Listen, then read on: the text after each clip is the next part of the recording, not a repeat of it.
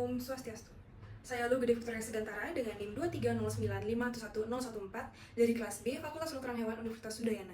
Dalam mata kuliah Ilmu Penyakit Bakteri dan Jamur kali ini, saya akan membahas dan mengangkat penyakit yang disebabkan oleh bakteri Streptococcus, yaitu Streptococcus suis pada babi, di mana saya mengambil kasus ini karena di Bali akhir-akhir ini sedang tren yang namanya lawar plek atau olahan dari daging babi dan darah babi mentah.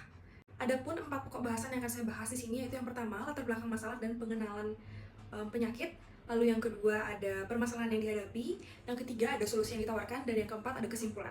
Pulau Bali memiliki banyak sekali tradisi dan upacara-upacara keagamaan, di mana salah satunya upacara-upacara keagamaan ini menghasilkan suatu kuliner-kuliner dan olahan-olahan dari daging babi. Seperti yang kita tahu, Bali merupakan salah satu pulau dengan konsumsi daging babi tertinggi di Indonesia. Salah satu olahan dari daging babi yang merupakan kuliner khas Bali adalah lawar plek. Lawar plek ini akhir-akhir ini sedang populer di kalangan sosial media dan juga di kalangan masyarakat Bali. Karena lawar plek ini adalah lawar yang diolah menggunakan darah babi mentah dan juga daging babi mentah. Berita ini saya kumpulkan dari tahun 2023 sampai tahun 2024 dan terakhir mendapat laporan dan catatan terjadi di pertengahan tahun 2024, yaitu di Buleleng dan juga di Karangasem. Sebelum membahas kasusnya lebih lanjut, mari kita mengenal apa itu Streptococcus suis terlebih dahulu. Yang pertama ada etiologi dan morfologi. Streptococcus suis adalah bakteri Streptococcus yang berbentuk bulat atau kokus dan biasanya ditemukan berantai membentuk koloni. Sesuai namanya, strep, yaitu berantai. Streptococcus suis ini termasuk ke bakteri gram positif berbentuk kokus, namun untai rantainya tidak terlalu panjang seperti Streptococcus lainnya. Nah, beberapa serotip dari Streptococcus suis memiliki kapsul yang berfungsi untuk membantu bakteri dalam menghindari sistem kekebalan tubuh yang dimiliki oleh inangnya.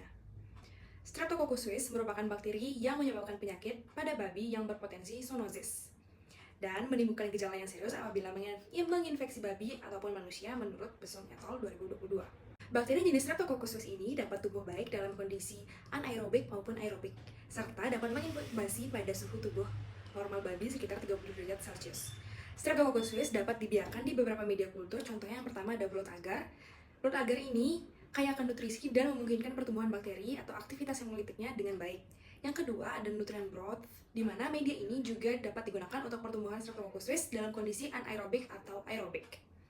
Nah, suhu inkubasi yang optimal untuk dibiarkannya bakteri ini adalah sekitar 37 derajat Celcius atau mirip seperti suhu tubuh normal pada babi dan dapat diinkubasi dalam kondisi aerobik atau anaerobik. Nah, Streptococcus suis ini pertama ditemukan menginfeksi manusia di negara Jerman. Seiring berjalannya waktu, banyak ditemukan di negara-negara dengan industri peternakan babi yang sangat besar, seperti di Asia termasuk China dan Thailand, Eropa, Amerika Utara, bahkan juga Australia. Di wilayah Indonesia sendiri, Streptococcus suis banyak tersebar di wilayah saya, itu wilayah Bali. Babi domestik adalah reservoir utama untuk Streptococcus suis, dan bakteri ini dapat ditemukan di saluran pernafasan dan saluran pencernaan babi, dan seringkali tanpa menyebabkan gejala yang serius atau gejala awal.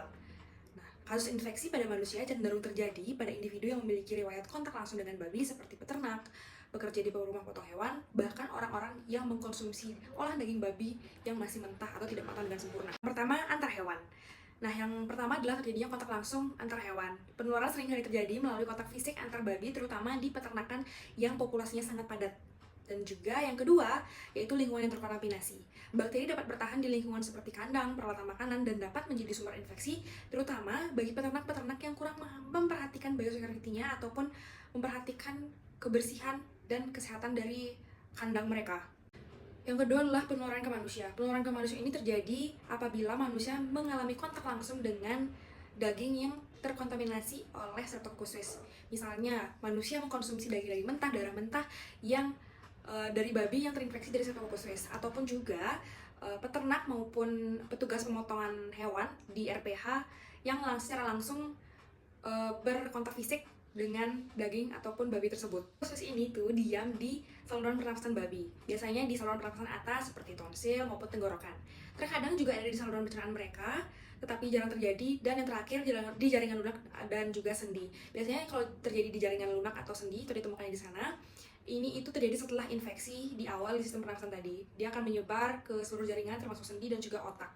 Perlu diketahui bahwa Streptococcus suis ini itu bisa ada di dalam tubuh babi, namun tidak menimbulkan infeksi atau gejala apapun. Nah, infeksi atau gejala klinis akan timbul dan terlihat pada babi apabila dipicu oleh beberapa faktor seperti stres, kondisi kesehatan yang buruk, kepadatan populasi dalam suatu peternakan atau suatu kandang, manajemen kebersihan yang kurang baik, atau biosecurity-nya yang jelek, lalu serta usia babi yang masih kecil, di mana babi yang masih kecil ini lebih rentan terkena infeksi. Lalu gejala klinis apa sih yang terjadi pada babi jika babi sudah terinfeksi oleh Streptococcus suis? Biasanya yang pertama, babi itu akan mengalami demam atau suhu tubuhnya terlalu tinggi, lalu juga akan terjadi penurunan nafsu makan, terus juga terjadi konstipasi, dan jika penyakitnya terus berkembang semakin waktu semakin lama, babi akan mengalami kelumpuhan dan tidak mampu untuk berdiri karena fungsi-fungsi atau fungsi sarafnya, fungsi neurologisnya itu hilang. Jadi babi mengalami kejang-kejang dan kehilangan keseimbangan. Yang pertama, melakukan anamnesis klinis, di mana mengumpulkan informasi terkait gejala klinis, sejarah kesehatan, dan faktor lingkungan di peternakan. Yang kedua, ada pemeriksaan fisik. Melakukan pemeriksaan fisik pada babi untuk mencari tanda klinis seperti demam, kesulitan bergerak, perubahan perilaku, atau bahkan babi terlihat linglung. Lalu yang ketiga, melakukan pemeriksaan laboratorium. Hal ini bisa menggunakan dua cara, yaitu yang pertama ada kultur bakteri, mengambil sampel dari jaringan babi atau lesinya, lalu dikultur pada media yang spesifik. Nah, yang kedua ada uji biokimia, di mana setelah isolasi, tes biokimia dilakukan untuk mengkonfirmasi identitas bakteri tersebut, termasuk tes juga hemolisis. Nah, yang terakhir ada molekular diagnostik. Biasanya itu pakai PCR atau polymer chain reaction, di mana teknik ini menggunakan untuk mendeteksi DNA spesifik dari Streptococcus suis ini. Ketidakpedulian masyarakat, kurangnya kepedulian masyarakat terhadap bahaya konsumsi daging babi dan darah babi mentah, khususnya dalam pembuatan lawar dan olahan babi lainnya, dapat berakibat serius bagi kesehatan. Lawar yang sering disajikan dengan bahan mentah atau setengah matang beresiko mengandung bakteri berbahaya yang dapat menginfeksi manusia dan dapat berakibat fatal bagi kesehatan mereka. Kesan tak acuh masyarakat Bali masih sangat terlihat. Mereka berpikir bahwa bakteri dalam daging atau darah babi mentah yang diolah menjadi makanan tidak dapat menginfeksi tubuh mereka. Kurangnya biosecurity dan juga vaksinasi yang tepat dan cepat mengakibatkan hal ini semakin sulit dihadapi. Rendahnya biosecurity membuka peluang bagi penyebaran penyakit antar hewan yang dapat berdampak buruk pada produksi ternak dan kesehatan ekonomi para peternak. Belum adanya vaksinasi spesifik dan pendistribusian yang belum merata menyebabkan babi-babi masih rentan terinfeksi, sehingga dapat meningkatkan resiko penyebaran ke lingkungan sekitar. Pemberian obat-obatan antibiotik masih diandalkan sampai saat ini untuk menangani kasus Streptococcus suis seperti ini. Ada 4 poin utama yang saya tulis di sini, yaitu yang pertama, pengobatan dengan antibiotik. Saat ini, pengobatan utama untuk infeksi Streptococcus suis masih menggunakan antibiotik seperti penicillin atau streptomycin, dan terkadang untuk injeksinya menggunakan chlorpromazine ataupun chloramphenicol. Kedua, yaitu mendukung penelitian untuk pembuatan vaksin atau obat. Menurut Pramesti et al. 2022, vaksin Streptococcus suis yang ada saat ini itu masih belum menghasilkan titer yang cukup tinggi, dan sebagian besar vaksin inaktif tersebut memerlukan zat tambahan atau adjuvant untuk membantu meningkatkan efisiensi kerja vaksin dalam menginduksi titer antibodi. Vaksin yang ada belum dapat menangani banyaknya strain Streptococcus suis yang ada. Poin yang ketiga adalah peningkatan biosecurity. Tak lelah saya ingatkan bahwa biosecurity ini sangat penting diterapkan oleh para peternak.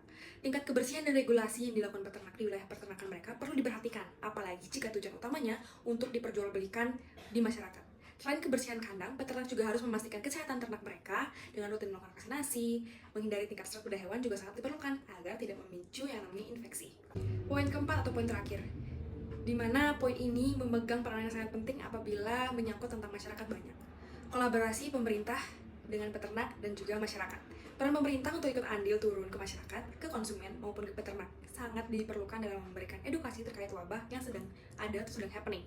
Ditambah lagi, Bali ialah salah satu daerah dengan tingkat konsumsi daging babi yang sangat tinggi. Tidak hanya melakukan pendampingan, pemerintah juga hendaknya menawarkan solusi untuk permasalahan seperti ini. Di sosial media, belakangan ini sedang populer kembali makanan tradisional Bali yang diolah dari daging babi dan darah babi mentah.